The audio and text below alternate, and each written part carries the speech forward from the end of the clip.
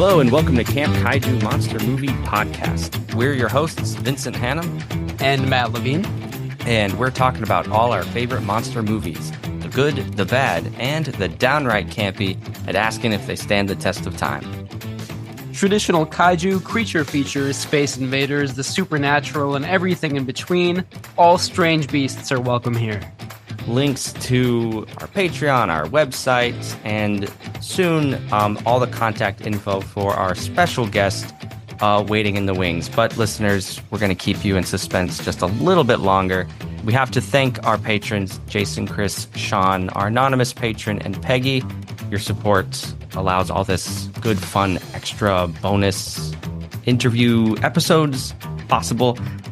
So thank you.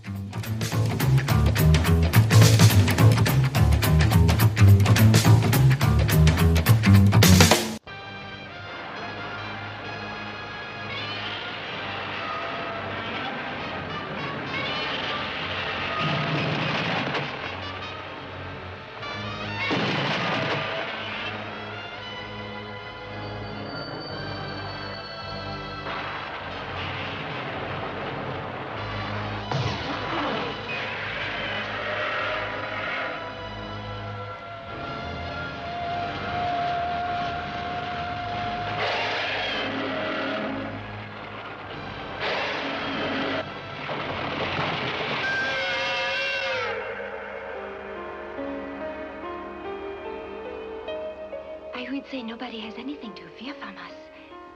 But we are going to control you now. It is the same spaceship you saw near the moon. That should convince you we do not come from your world. We are here to make you our slaves.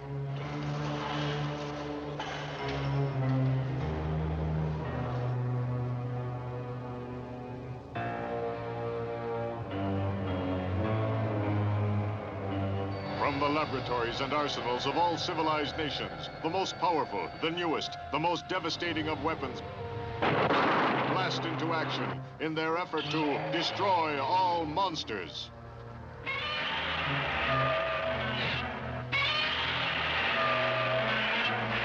Matt, how you doing? I'm doing all right. How are you? I'm doing great. I'm excited for tonight's conversation. Me too. Yeah. I mean, I feel like tonight's conversation gives us a chance to just totally nerd out about kaiju movies, which is always a great thing. So excited. Yeah, I will let Shawn talk all about his book, but I just do want to give a brief introduction to Kaiju Unleashed, an illustrated guide to the world of strange beasts.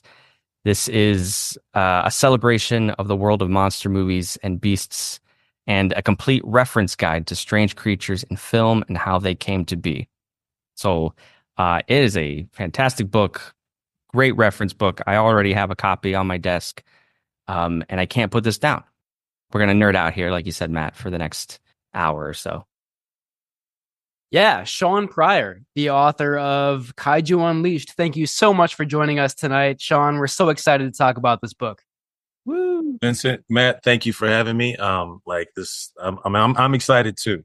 Anytime we get to talk about kaiju monster films and the bizarre is always a good time. So thank you both. Totally. Shawn, if you're able, would you be able to just kind of talk about your background a little bit and like what led you into kaiju movies? Yeah. Like my background is I've been writing for 17 years. The last 5 years being the most productive. My focus in the beginning was working in the comic book market as not only a writer, an editor. I was also part of a comic book publishing company for a decent amount of time. And then around probably like a little bit before COVID in 2020. So like 2019, that's when I started to make the shift from just being in the comic book market to opening myself to the world of the book market. And, then that opened up all these different kind of doors to writing all different kinds of things. Like my writing career now, it's like anywhere from graphic novels, kids prose, kids literature, YA books, historical books, historical graphic novels, high-low reader books, like everything, like everything across the sun. And so I'm proud to have like a very diverse palette of books out here for everyone. for kids at heart. And with Kaiju Unleashed, this is the first ever kind of book that I've been able to dedicate to a subject that I truly and purely adore. I love kaiju. So I enjoy them and the monster films, all that stuff. As a child, like I think I was either between 4 or 5 years old. Saturday night, it was the summer, so if it's Saturday night during the summer, that means you get to stay up late. And where we live, and where we lived, like my mom would like, like stay up and watch the late movie and stuff like that. And so like you would have like, your creature feature hosts akin to the Svengoolie and stuff like that, but there are all kind of hosts doing that stuff like on these regular television channels that weren't CBS or ABC or NBC.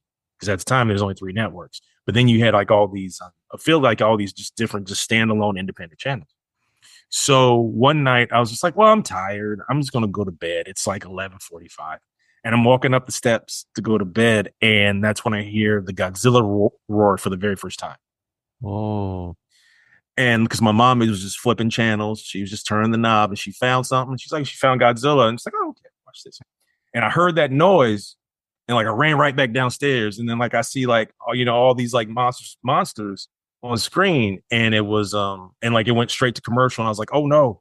And they're like, we'll be back with Destroy All Monsters. And I was just like, Mom, can I stay up and watch this? She was like, yeah, come on. And we stayed up and we watched the rest of it together. That's the first time I ever saw Godzilla. wow. And like, but at the same time, I got to see all these other different kaiju, and it got me so excited. Like the next day, like I'm in the dining room, just like drawing up kaiju and coloring and everything, just having the time of my life. And so like that became a thing for like me and my mom. Because and I've said this on like other interviews too. Like I jokingly blame my mom for this, like, addiction to science fiction, kaiju, comic books, collectibles, movies, cartoons. Like I think sometimes she loves that stuff more than I do, but like I'm thankful for her. I'm thankful for those moments. But that's what got me started into kaiju. And then, like I would always just check the TV guide. I remember for years I would just check the TV guide every single week, and just to see, is there a Godzilla movie? Is there another creature feature on?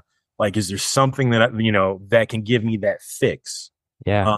Because this was a time where VHS was still still a relatively new thing, and like you didn't have access to everything. And so so sometimes you just tape the movies so at least you'd have something, so you at least have something. And so but now you look at it now, like there's way more access, way more accessibility, especially for like the young kids. I mean, I think we're at a place now where like I was at a book festival, and there's a little kid that saw the book, and like he's talking about like the Toho's Frankenstein movies, like Frankenstein versus Baragon. And like I literally just took off my glasses and I said, "Excuse me?" I was like, "How old are you?" He was like, "I'm 10, sir." And I was like, "You know what? I was like, that's incredible. I like the fact that about Frankenstein versus Baragon at the age of 10. I was like, that's wild. Like, I didn't know those movies. I didn't know those two Frankenstein movies didn't exist until probably a decade ago. 100%. Yeah. Like it's wild. Well, no, I mean, like you can be an expert at age 10 nowadays, I mean, as we were kind of talking about when we first started recording, like there are some bad things about streaming and like easy access and all that. But like the good thing is, you can become like a passionate fan of these movies as early as you want to. You can just like dive into them and like see how much there is out there, which, I won't say exactly how old I am, but I'm from that same generation where like when I was a kid, it was like, you got to watch it on TV. Otherwise you might not ever see it, or at least like you don't know when you're going to be able to, so it's a brave new world of just being able to see whatever monster movie you want. It's great. There are good and bad things about it, but it's great. Oh yeah, definitely. I mean, like, there's still access to 1998 Godzilla. So that's thing. That's the bad part. I would love to hear your opinion on that. So we could talk about it later if you want to, for sure. For sure. Yes. a whole episode on Godzilla 98. Ooh, that's amazing. So Kaiju Unleashed, what is the book? Could you go more into the details about this book itself, Kaiju Yeah. Unleashed, Yeah. and all the good things it has to offer? So yes, Quarto Books, in association with Epic Inc. They wanted to make a book that talks about the world of kaiju, the monsters, the kaiju and the monsters that make up the plethora of these films over like the last like 70 years. So of course, we'll be talking heavily about Godzilla because Godzilla has a metric ton of films, both in Japan and in the United States. So we're talking about King Kong, we're talking about Mothra and Rodan. We're talking about the other Japanese, monster films and kaiju films. We're also talking about films from Daiei Studio, who also they were in the kaiju game, if I recall correctly, with Gammera, and also with Daimajin. Yeah. So like they were in the game for a while too, and then you also have other foreign countries that made like creature features or like kaiju type films. Like there's a film called Reptilicus. Reptilicus was featured on one of the like the on the Mystery Science Theater 3000 comeback. They did Reptilicus, and that was the first time I ever saw it. And it wasn't the foreign version; it was the American International Pictures version. So like they went in, they made a couple of little changes, and like so like there's also like Reptilicus would like spit out like this like and this like ooze. Yeah, And, yeah, like yeah, yeah. it would kind of like cover the screen. And in the foreign version, Reptilicus doesn't do that at all. Like it doesn't do that at all. But like we have to do something. We have to give it an extra effect to make people think this is frightening. And that is without a doubt one of the worst kaiju films I've ever seen in my entire life. But I appreciate the creative spirit. They get a sticker for the day. Put it on the wall. Put on the refrigerator. You made Reptilicus. Good for you. Yeah. But so we talk about the foreign films. We also talk about animated films, animated TV shows. Animated shows, video games, television series, comic books, books, novels, and we briefly mentioned toys. So like we talk about the Sofubi toys, which are like the vinyl toys, come in different sizes, which is also something that has become an immense collector's market, especially for the Sofubi that was made, like I believe, like during the 60s and 70s and 80s. That stuff's worth a lot of money now. Like it is a very like lucrative collector's market. And we also talk about like Hotel Gracery, which is in Japan. And Hotel Gracery, the top of the building, Godzilla's head is over the top of the building. Oh, yeah. And like at certain times of the day or night, the eyes glow and like like an atomic breath comes out. and there are special rooms. There's special Godzilla rooms in that hotel.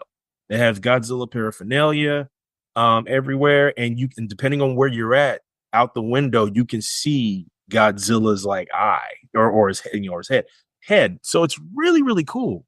Yeah, like we also briefly cover Ultraman. I personally felt that Ultraman needed to be in the book because he fights kaiju. He's very well known. Ultraman could have his own book, to be honest with you. Yeah, because there are so many Ultra heroes. There's like over 4 generations of Ultra heroes. But I said, you know what? I want people to be aware at least. So I was able to get that in the book too. So it's very informative. Like we talk about the films. You'll know who the director is. You'll know who the actors are. If there are alternate titles, we'll give them to you. Yep. So it's a bunch of fun. It's the most I've ever written within a short window of time. And needless to say, when I was done writing this book, I took a very long nap. I just want to say, my big takeaway from this book is how comprehensive it is. You do go into all the video games, the comic books, and all the other media beyond just the standalone films. And I think it's easy to forget that because me and Matt, we just focus on the films, but Yeah. A media property like Godzilla, he's not the king for nothing. Like he dominates so much. I mean, there are probably fans of these monsters who have never even seen the movies, but they love their sofubi or they love their graphic novel that, you know, Justice League versus Godzilla or whatever. Yes. There's like Justice League versus Godzilla. And I believe there's like Justice League versus Kong versus Godzilla. And I'm like, this is wild. I was like, never in my dreams would I ever expect anything like that. Like, but see, the thing is, the reason why they can do that is because, like, the MonsterVerse films, Legendary Pictures produces them. They're distributed through Warner Brothers, so it's like, oh, okay, yeah, we have this backdoor relationship. Let's go ahead and do it. Speaking of that, there, back in the '60s, there was a script written for this. It was going to be a Batman versus Godzilla film, or Batman meets Godzilla.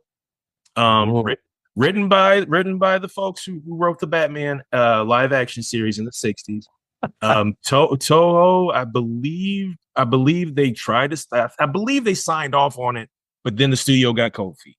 I can't remember the history of this completely, but I want someone to find that script and adapt it into a graphic novel, because I know it had to be one of the most bizarre things ever written for that period of time, because those are two things, like Adam West Batman and '60s Godzilla, and I'm just like, how do you make that work? Yeah.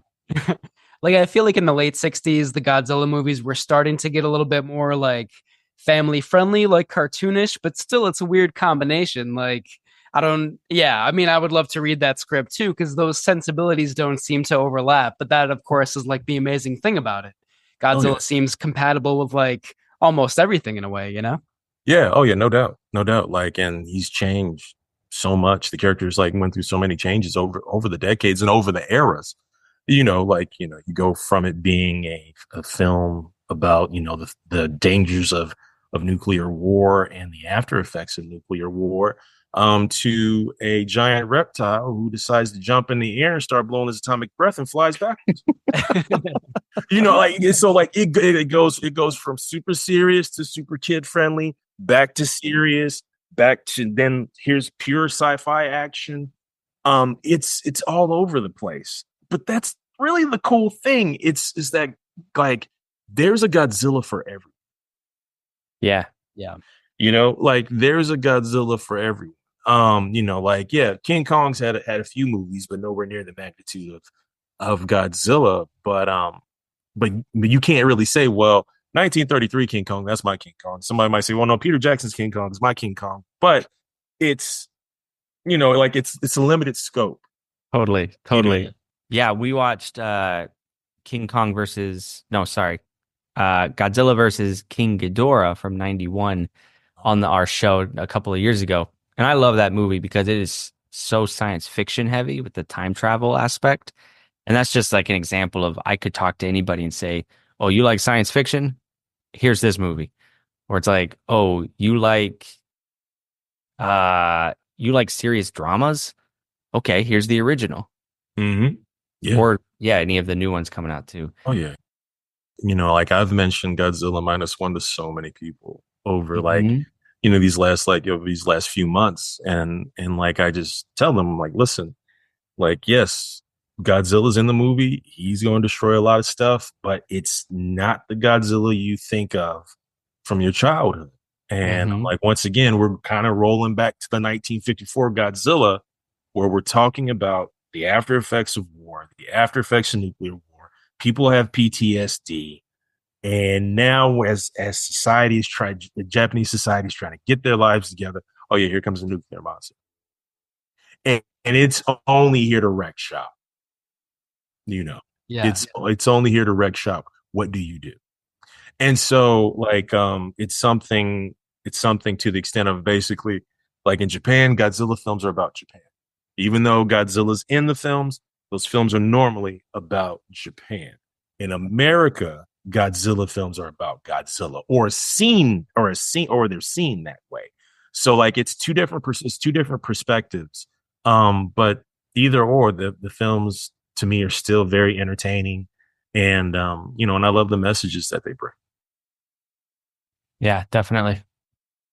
Totally. I would just add to what Vincent said before. One of the things that struck me most about the book is something that I think Vincent and I strive for on our podcast, which is like, certainly there's the love of kaiju movies, the fact that we can't get enough of these movies, but also just the historical, social, and political context. Like the book goes into, kind of like tokusatsu movies and Toho Studios and just some of that context. And I feel like it does it in such a way where it's like so entertaining. It's great for fans of these movies, but also it does provide that kind of context and subtext, which I think is so fascinating for these movies. From the ocean's unfathomable depths, a gigantic, man-like creature appears.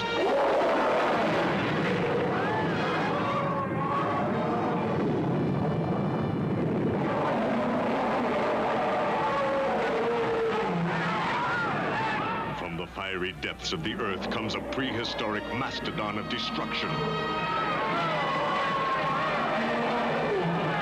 Never before has the screen known such heart-stopping terror. Starring Nick Adams. Well, I feel he's very important from a scientific point of view. I'd have to cut off a leg or an arm. Doctors, I won't let you conduct this test. Frankenstein. With the strength of 1,000 men. And every man's need for affection that makes him a willing captive. The chain hurts you.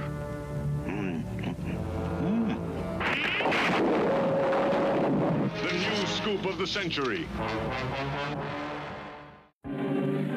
Pounding across the motion picture screen comes the most terrifying monster of them all. Gammera, the Invincible. Gammera, the super monster that even the H-bomb cannot destroy. Gammera, the Invincible. Attention, everyone! Hey, Gammera, consuming raw atomic power. Power to destroy entire cities.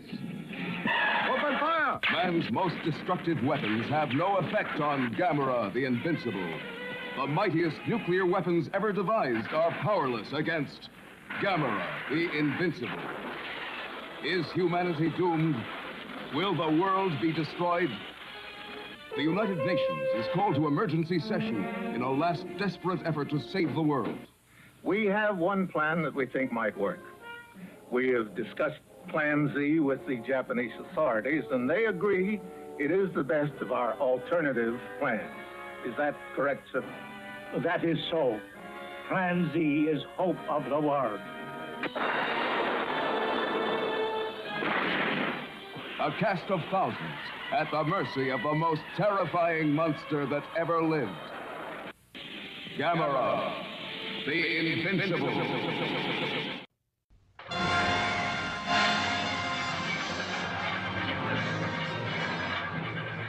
It's a piece of skin, like leather. From all corners of the earth they gather to study the mystifying frozen fossil. A reptilian tail that grows into a giant of terror. It's alive! It's loose! Reptilicus, an annihilating mastodon, immune to all known weapons of warfare, creating chaos such as mankind has never before known.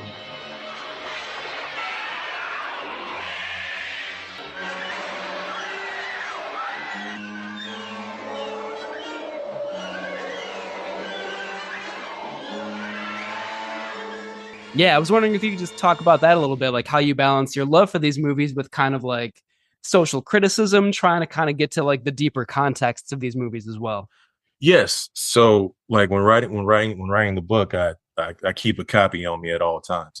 When writing the book, it was a thing of, yeah, like I enjoy all these films, even the ones that aren't really that good.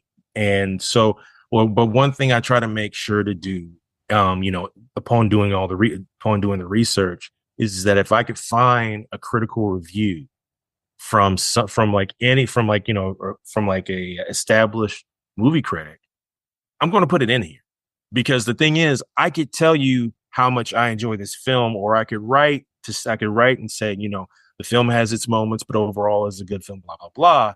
But the thing is, you add that critical context, and then it just gives it more weight, because you're getting a second opinion, because like there are a lot of films that I love that people don't love, and that's okay. So I think that having that critical aspect, no matter what the film, is important. I mean, like, I'm trying to remember if I could even find a review for Zarkor the Invader, but if I did, and if it was legitimate, I was like, I'm going to put it in here, because we need that additional context, to be able to talk, mention the word tokusatsu, like that was very important, because like I'm also a very big fan of Super Sentai and metal heroes. Like, I know in America we used to have Power Rangers before Hasbro decided to put the kibosh on it. But like Super Sentai has meant a lot to me since the 90s. Mm-hmm. And so like being able to talk about the meaning of the word tokusatsu, that means special effects, and which then leads us to Eiji Tsuburaya, who does the special effects work on like a lot of the Godzilla films back in the day, which then leads to him having his own studio, which then leads him to creating Ultraman. And so it's kind of like, if you don't get Eiji Tsuburaya making Godzilla or helping to make Godzilla, do you get Ultraman?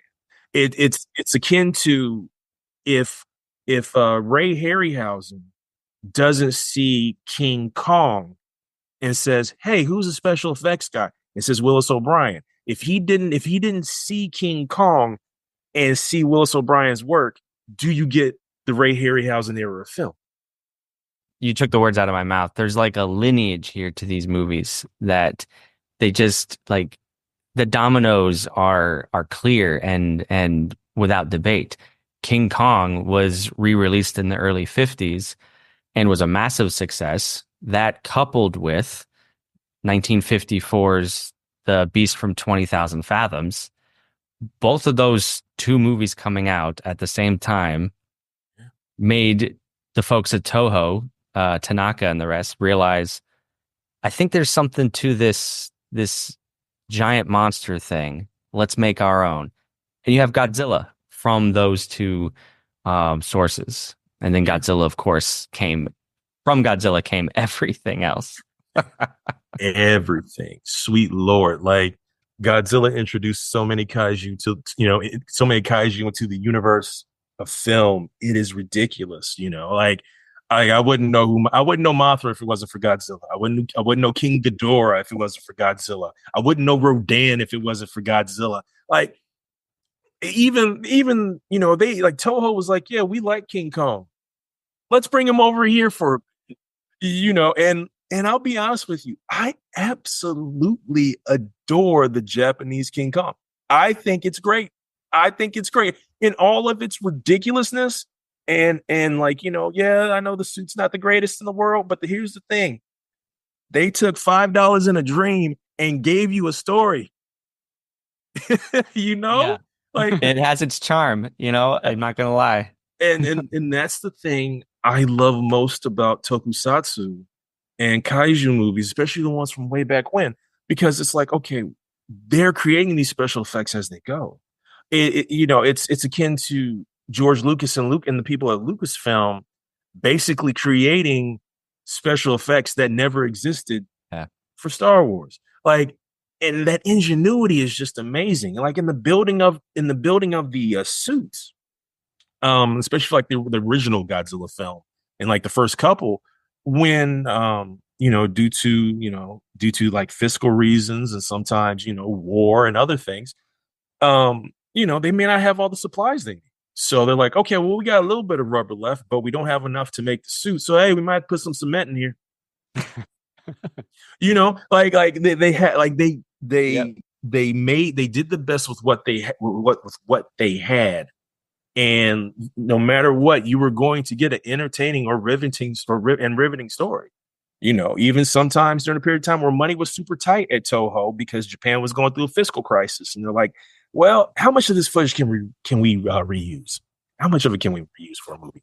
Yeah, just do that. Yeah. We'll put Son of Godzilla in here, and he'll have an adventure with a child, and it's about bullying. And here's some highlights. Here's some highlights. Like it's the like how televisions used to have the episode where it's just like, hey, remember that time? And then like the screen would like wiggle, and then they would play like an old clip. It's a clip show. Like there it is. Yeah. And so like there's that one Godzilla film where it's about a little boy who befriends the son of Godzilla. I think his name's like Minya. I always mispronounce his name. Yeah, Minya. Minya. Thank you. And the little boy befriends Minya, and like Minya has a bully. The little boy has a bully. Oh, by the way, here's a clip show. All right, go stand up to your bully. Okay.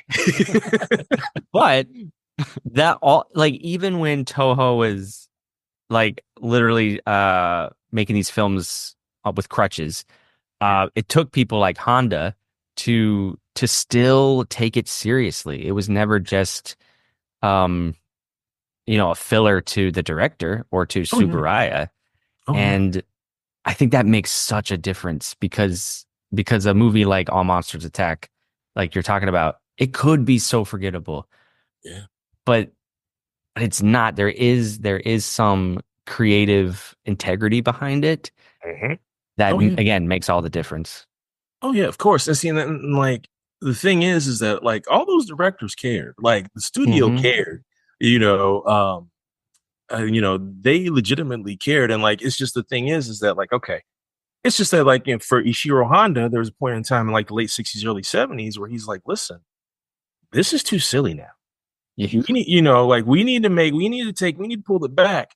And I'm sure the studio's like, hey, the kids love this. This is how we're making our money right now. Well, that's what Tsuburaya was all for. He's like, no, Ishiro, the kids love it. See, and that's what I'm saying. So like, I get it, but I also understand where Ishiro Honda's coming from because of the original message of Godzilla. You know what I mean? Like, I get it. I get exactly where he's coming from. So when you get to the Heisei era, you get that blend of the fantastical, the child at heart, and the seriousness of Ishiro Honda, the spirit of Ishiro Honda in all those movies, every last one. And so, and that was for me personally, that was a perfect balance. Like the Heisei era is for me a perfect balance of Godzilla films. None of them connect with each other. Like one connects to Godzilla 1954, another one connects to this. Oh, this is just standalone here. It's fine. It's absolutely fine. Like I don't need a Marvel Cinematic Universe map to figure out where the hell I got to go.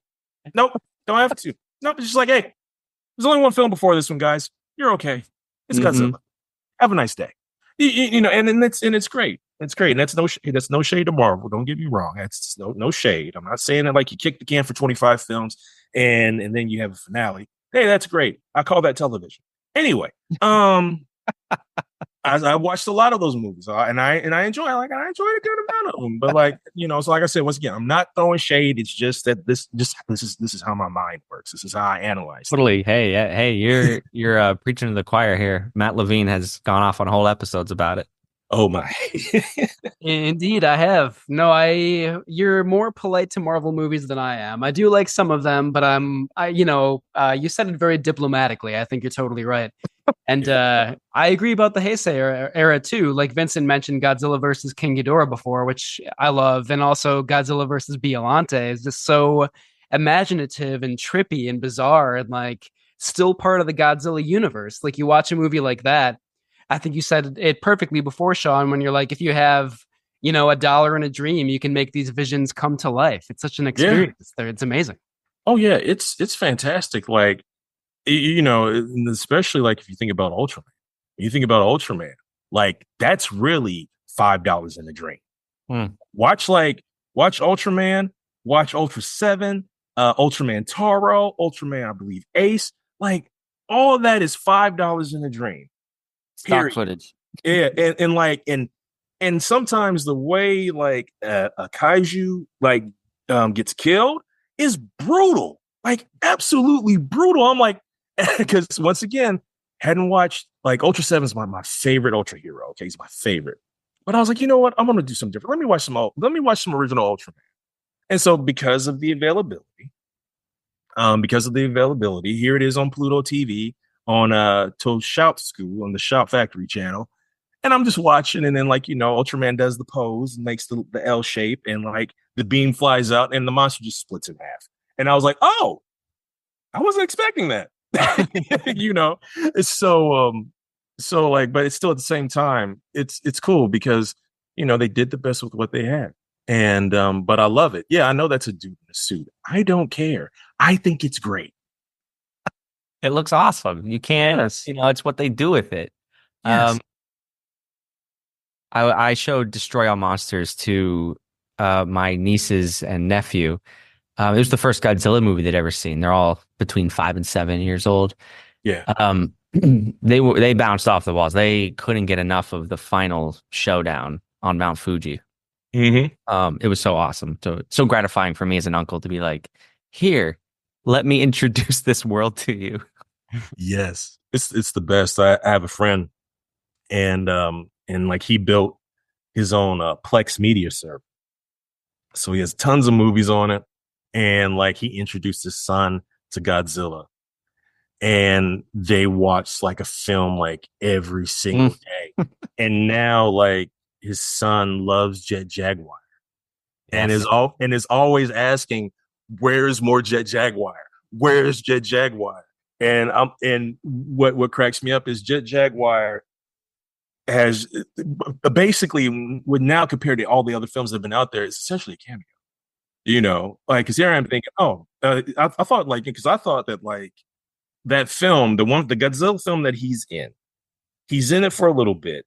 It feels like a cameo, but like as a child, that's the greatest thing on the face of the earth. You want to see him again, you're not going to see him.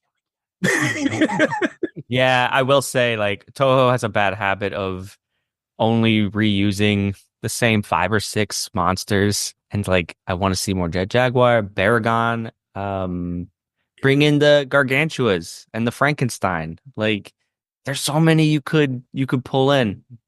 Toho. Still, it cracks me up. They're like, because like in the book we have this thing called Kaiju Facts. So like in some parts of the book you get like a little sidebar, and we'll put a fact about either a film or a director or what have you. The 2 Frankenstein Toho movies are Guillermo del Toro's favorite kaiju film. There you go. That is wild. And I think Guillermo del Toro made one of the best kaiju films. I don't know if you all disagree with that, but I think Pacific Rim is a fantastic example of the genre. Oh yeah, Pacific Rim is great. Like that is legitimately a live action anime. Yeah. Like I love everything about that film. Like and like for me, Idris Elba's Stacker Pentecost is one of the coolest things on screen. When when Charlie Hunnam's character put his hands on him, he was like, "One, don't you ever put your hands on me."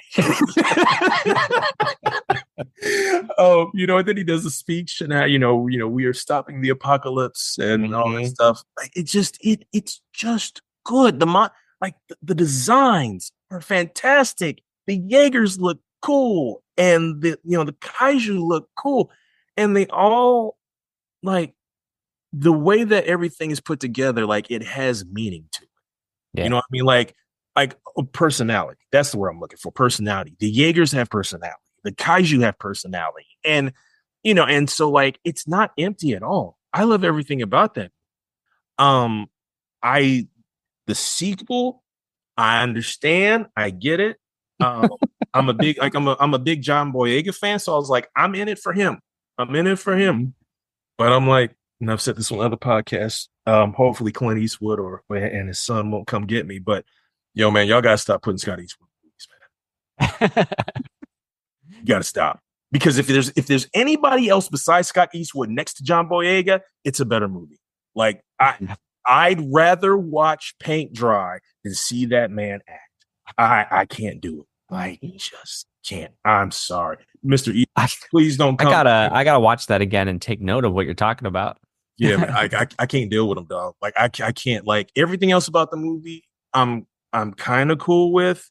Like I don't. There was some there was a character or two that got offed that like I didn't care for, which I was kind of disappointed with. But and I won't spoil that. But yeah, like my biggest difficulty of that film is Scott Eastwood. Like I am not a pro AI person, but like if anybody wants to use AI and replace Scott Eastwood with another actor, I won't say anything. It's okay. I would support that. I'm fully behind that for sure. Scott Eastwood. That's definitely a tangent, but I love it. Yeah, I'm sorry. I'm the number one Scott Eastwood haters fan. So I apologize for the tangent.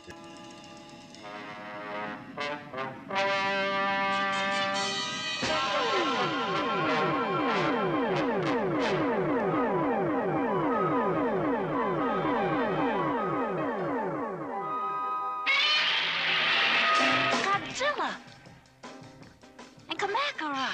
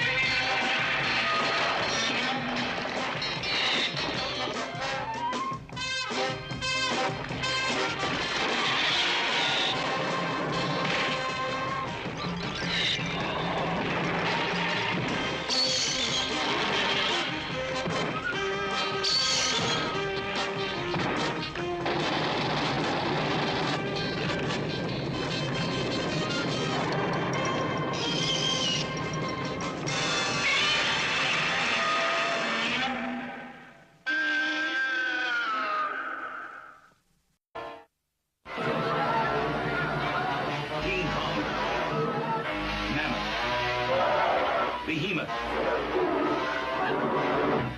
Goliath.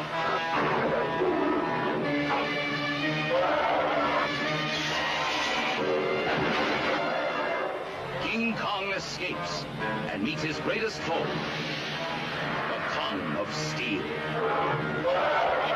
A gargantuan duel, unmatched by any battle in history. Thundering 60-foot robot Kong of Steel, creation of the evil Dr. Who, criminal genius who stops at nothing. Kong, once again, dig!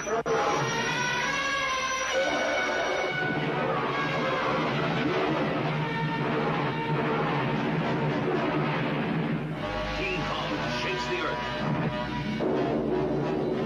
King Kong fights for life against the copter squadron. Thrills as King Kong battles the Serpent of Mondo Island. I was going to ask you, you brought up Ultraman, and it reminded me of two of my favorite recent kaiju movies, Shin Ultraman and Shin Godzilla. Shin Godzilla is from 2016. I think Shin Ultraman is from like 2 years ago. It's pretty recent. I love both those movies so much, and I'm not trying to... everybody loves Godzilla Minus One. It's great. I totally get that. I prefer Shin Godzilla personally, so I'm curious how you feel about those movies. Shin Ultraman, I got the chance to watch the whole film last year as I was writing the book. One day it was on YouTube, and I was like, "Is this legally on YouTube or illegally on YouTube?" I'll just watch it. And I didn't move. I didn't leave my seat once. Yeah. I was like, I need to use the bathroom. No, it's okay. And like, I love that film.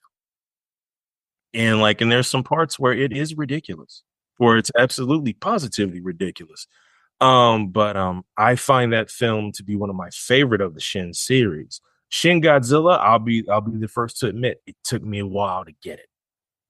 Because here I am used to the Showa era, the Heisei era, and the Millennium era. Okay, like that's where my brain is at when you say Godzilla. So when you see Shin Godzilla, like it's more of a like parasitic creature than like, oh, here's this nuclear lizard. You know what I mean? And so like the metamorphosis of that, it took a while for me to like accept. But then when he pops his jaw open and it splits and he does the atomic blast, I'm like, oh yeah, that's freaking awesome. Yeah. You're like, I'm on board. Yeah, that's good. Yes, exactly. Golf clap. Yeah. All hail the big G. Yes. So like I have a lot more. I have a better understanding of Shin Godzilla now than I did when it first came out.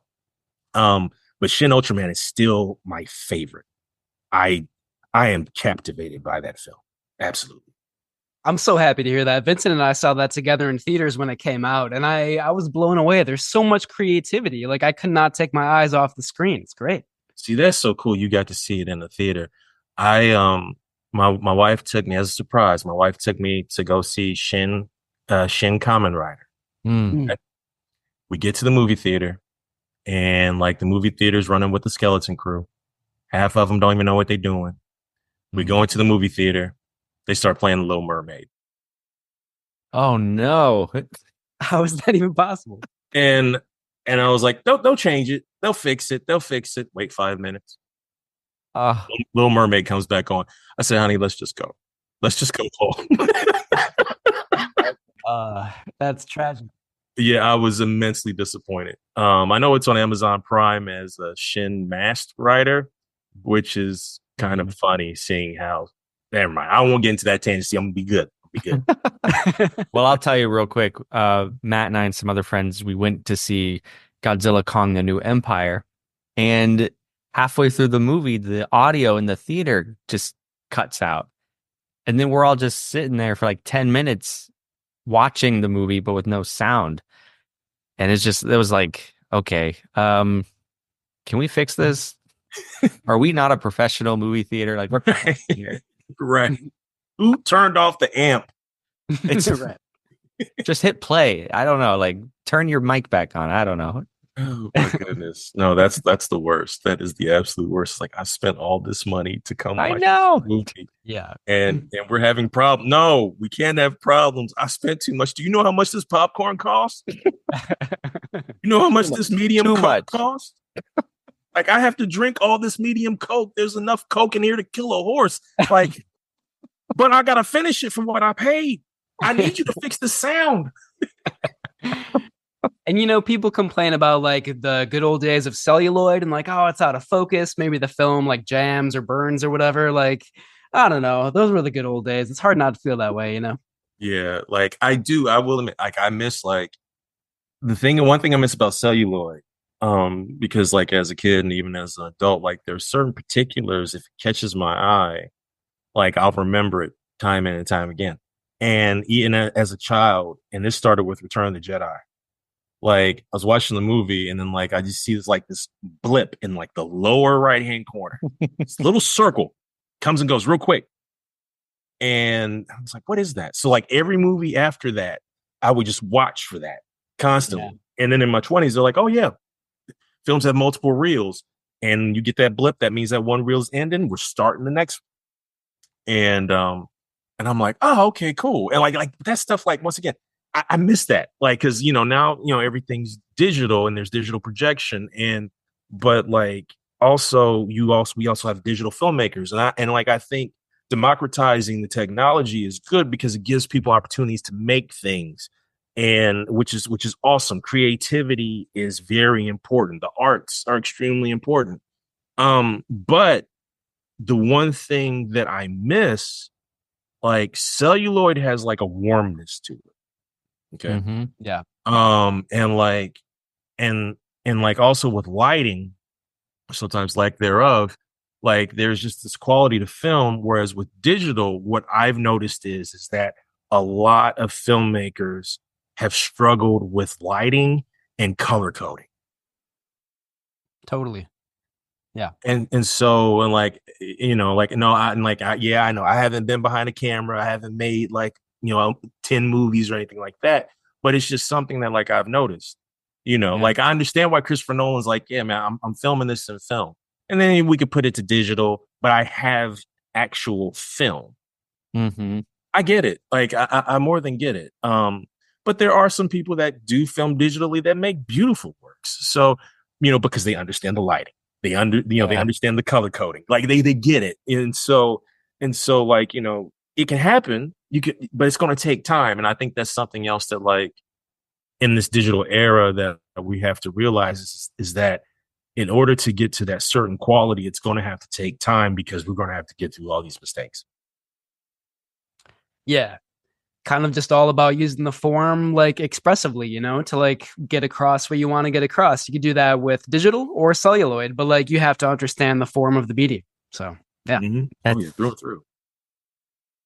I love that conversation. The technical side of filmmaking is something I'm working on understanding more.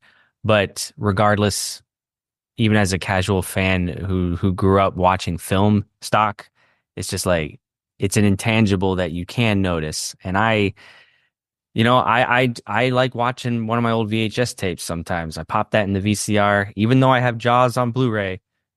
Jaws on tape just feels cozier. I don't know how else to put it.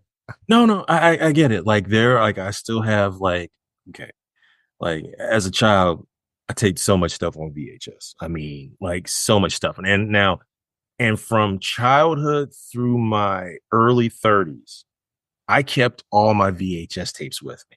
Okay. Mm-hmm. So like, imagine 10 nice sized bins full of nothing but VHS tapes. Now, some were films that like, that were legally bought, mm-hmm. But like other stuff, I just taped off of TV. Mm-hmm. And so it got to a point like in my mid 30s, I was like, Shawn, we can't keep all of this.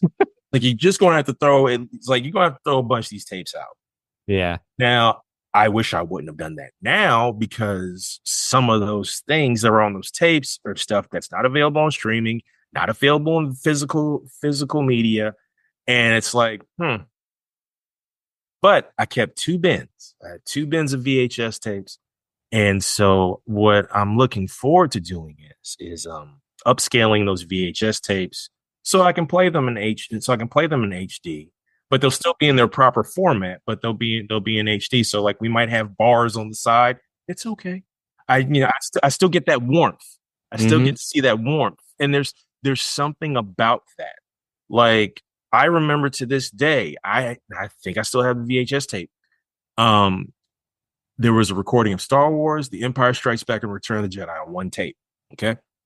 And because it was an 8-hour tape. And like I watched it so much that like there were parts of the VHS tape where like the tape, like, all these, you start seeing all these lines just go through the screen. And it's like Empire Strikes Back, Hoth battle scene. Luke is giving the commands to the crew, and you just see these like heavy white lines just go through and go down. And like I still to this day know it like clockwork every single time. Okay. Haven't watched that tape in probably 20 years. Yep. And still I know exactly when that happens. But that's the comfort. Mm-hmm.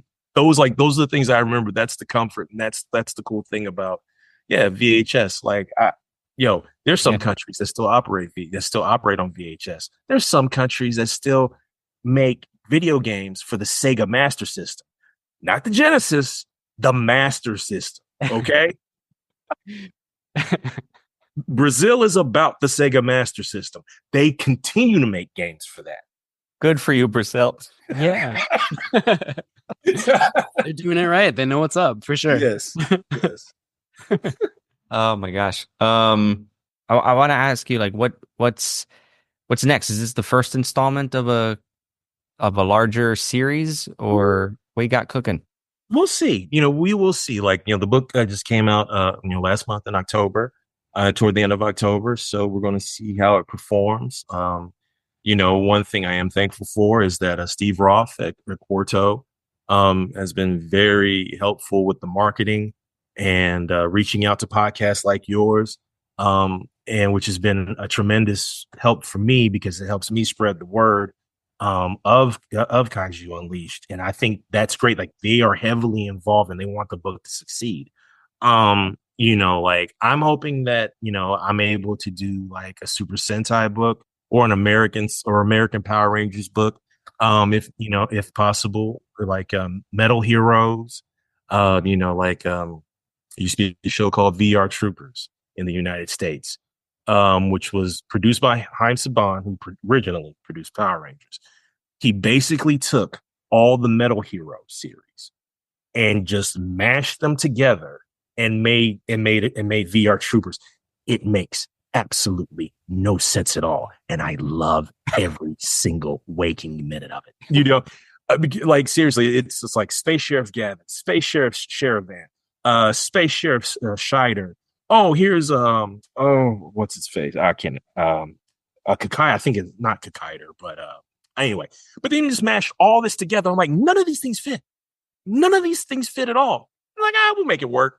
And wow, and it makes no sense, but I can't stop watching it. I'll admit, I've never heard of this. I want to watch everything now. Is VR Troopers available anywhere? Oh, no, it's not. See, here's okay. Like, here's what happened. Okay. And I'll try to be brief. I apologize. Came out in the 90s. It was syndicated, and then it had 2 seasons. Because basically what happened was they ran out of footage for all they burned through 5 series worth of footage in 2 seasons. Mishmashing and Frankensteining all of this together, right? So they're like, well, the Toys are making money, but the ratings are really good, but like, we don't want to make original costumes because like they did, but we were still in the 90s, so like they didn't really know how to function with those types of costumes, and the American versions of those costumes looked awful. I mean, they were not good. So they're like, well, we'll just end it. So it was on VHS for a bit, and then you had like some best ofs on DVD. And then a few years ago, Shout Factory was like, okay, here's season 1, part 1. Here's season 1, part 2. And then they did season 2, part 1. But the sales for that weren't that great. So they did a limited set on season 2, part 2. Now, all of that is now discontinued. The name rights to VR Troopers lapsed. So it's just like, I'm sorry, I'm not paying $200 on eBay, for like one half volume of VR Troopers. Y'all can keep that. I'm sorry. I just keep my memories in my head. That's, might be able to find a couple episodes on YouTube. It's ridiculous. It's ridiculous, but like, I love it. All right, Camp Kaiju listeners, do your homework. Find VR Troopers. You may regret it, but sorry. Oh boy. I'm gonna have to do my homework as well. It sounds amazing. Can't wait to watch it. No, but this has been great. Like I said, with Kaiju Unleashed out right now, like I'm about to head to a book festival on Saturday. With copies of Kaiju Unleashed, along with some other books that I've written. I wrote a biography about the Olympic snowboarder Shaun White. It's part of Who HQ's Who Is, Who Was, Who Are series, and that came out literally a few weeks before Kaiju Unleashed. And got a couple other things in the works. Like I have there's a high-low reader series called The Gamer. It's a superhero series, and it's literally Toku inspired. Like, it's Toku inspired stuff for kids. I'm legitimately writing Super Sentai for kids, and without people understanding that it's Super Sentai, and like I love it, and the kids like eat it up. I get to go talk with school kids about being creative and writing and how do we make books and stuff like that. And like, a lot of times they'll get copies of The Gamer and they're like, this superhero is cool. And like, it just brings a joy to my heart. That like, I get to write a toku and the kids love it, man. It just brings joy to my heart. That's fantastic. Congratulations on all that. And Kaiju Unleashed. I mean, so much I want to ask, but our hour is up. I know, like, I was gonna ask about your, like, I know you have background in comic books and graphic novels, so I was gonna ask about the overlap between that art form and kaiju movies. But, I mean, I'm eager to like explore your past work, and maybe that's a conversation for another time because I know we're kind of out of time here. But Oh yeah, no problem. Hey, I'm always around. I always got 5 minutes on a Tuesday or Wednesday, so we good. So please, by all means, I would love to come back. I had a fantastic time. Vincent, Matt, you guys are awesome, and like this conversation really like lifted my spirits, man. So thank you both. thank you. Truly, the honor was ours. This it's just like it was fortuitous. Like Steve reached out, and I was like, "Yeah, that sounds great. Why not?" A fellow kaiju nerd and author too. Matt and I both write in our other lives here. So Shawn, thank you for everything. Oh, you're very welcome. Thank you. Okay, one last question actually for the book. Where is it available for purchase? Oh, okay, cool. You can purchase it. You can go through bookshop.org. That way you can support independent bookstores, get it through them. If you don't want to do that, you can go to barnesandnoble.com, amazon.com, booksamillion.com, wherever books are sold. Or if you don't have the money to get it, you want to go to your local library, see if they have any money in their budget to purchase books, and request Kaiju Unleashed. You can do that as well. It's a beautiful hardcover. I still look at this cover and I'm just like, how can you say no to this? How can you say no to this? It's a cover by Daz Tibbles. And so by artist Daz Tibbles, and it's so beautiful. And like the color usage is amazing. And like they even like painted out the outer rim of the pages. I didn't know they were going to do that. And so when I got those copies, I was just like, so yeah, it's great. But yeah, you can get the book anywhere books are sold, or go to any of those book websites. Like I'm big on bookshop.org because I like to support small businesses. And so the price is still the same no matter what. So any way you get it, I mean, I understand some of y'all might ride the pirate seas. I'm not gonna say nothing, but if you can purchase it, I would really appreciate it. Totally. And it is a beautiful book. I just wanted to add that. Like, it's a gorgeous book. The imagery is amazing. Like, it evokes all those same feelings of monster love that you get from watching the movies. So it's a very beautiful book for sure. Thank you. Thank you so much. Yeah, Shawn, we'll put the links to those sources you just mentioned in our show notes, and encourage all of our listeners to go check it out. All right, sounds good, y'all. I appreciate y'all. Would love to talk to y'all again. So please, anytime, just reach out. Hey, you Thanks, too. Shawn. Thank you. Pleasure You're welcome. Good to meet you. All right. Well, thank you all for listening to this episode. We'll see you next time for Godzilla Minus One. Please rate and review wherever you listen. You can also share this podcast with a friend. Send us listener comments at campkaiju@gmail.com, our Facebook page, or on Instagram. Links are in the bio. If you'd like to be a featured voice on the show, please leave us a voicemail at 612-470-2612, telling us about your favorite monster movies and memories. Finally, please check out our website, campkaijupodcast.com, for more information. Camp Kaiju is recorded in Minneapolis, St. Paul, with Minya's Mailbox music by Ben Cook-Feltz. Thanks again, friends, and until next time, stay campy. Countdown control. 4, 3, 2, 1.